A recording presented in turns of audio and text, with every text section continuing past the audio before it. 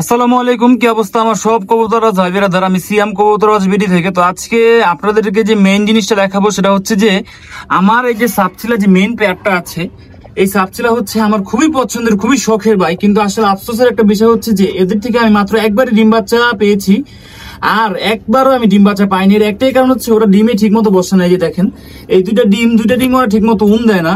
ওরা হঠাৎ বাইরে হাঁটাহাঁটি করে কিন্তু ডিমে দেয় না। আসলে ডিমে যদি না দেয় তাহলে তো বাচ্চা হবে না। কিভাবে বা কি করলে এই কবুতর গুলো ঠিক মতো ডিমে দিবে বা ডিমে বাচ্চা ফুটাবে? আসলে বাচ্চা না ফুটার কারণটা আমি নিজেও বুঝতেছি না।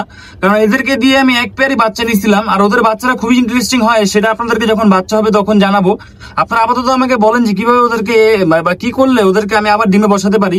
ওরা ডিম দেয় ঠিকই কিন্তু ডিমে বাচ্চা ফুটে না, বা পাতলা কোষা হয় নাকি এটাও ঠিক বুঝতে পারি না। আর একটা জিনিস হচ্ছে সেটা হচ্ছে যে ওরা দেখেন যে ভালো মতো দেয় না। বলতে যে ওরা দুজনে একসাথে দাঁড়ায় থাকে। তো এটা হচ্ছে আমার বাড়ির সবচেয়ে মেইন, অনেক আমার খুবই শখের, খুবই পছন্দের একটা পেয়ার সাপচিলা। আবার অনেকে এটাকে সাপচিলা বলে না, চিলা বলে। কিন্তু যে যেটাই বলুক, এটা কিন্তু খুবই শখের আমার কবুতর। তাই আপনাদের থেকে জানতে চাচ্ছি যে এই কবুতর ডিমে না দেওয়ার কারণটা কি। অবশ্যই কিন্তু আমাকে জানাবেন, অভিজ্ঞ যারা আছেন। আর এই কবুতর জোড়ার আসল নামটা কি এটাও আমাকে জানাবেন, কারণ আমি নিজে সাপচিলা ডাকি, কিন্তু অনেকে চিলা রাখে বা অনেকে এক এক রকম ডাকে, কিন্তু আসল নামটা কি সেটাও জানতে চাই। তো আজকের এই ভিডিও এই পর্যন্তই ছিল। সবাই সুস্থ থাকবেন, আমার কবুতরগুলোর জন্য দোয়া করবেন, আর অবশ্যই কিন্তু এই উপদেশটা আমাকে দিবেন।